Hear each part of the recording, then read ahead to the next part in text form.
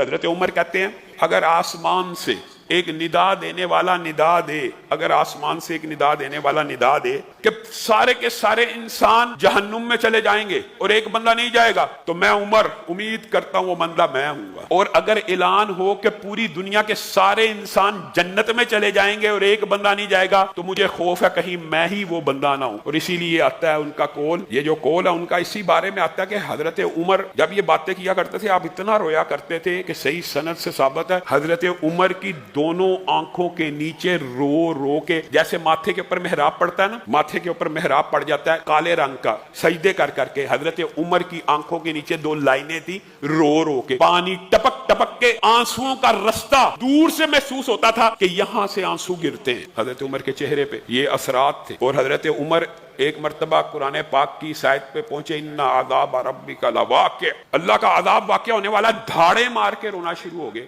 یہ جلیل القدر صحابہ جن کو رسول اللہ صلی اللہ علیہ وسلم نے جنت کی بشارتیں دی ہوئی ہیں، جنت کی بشارتیں ایک مرتبہ نہیں کئی مرتبہ،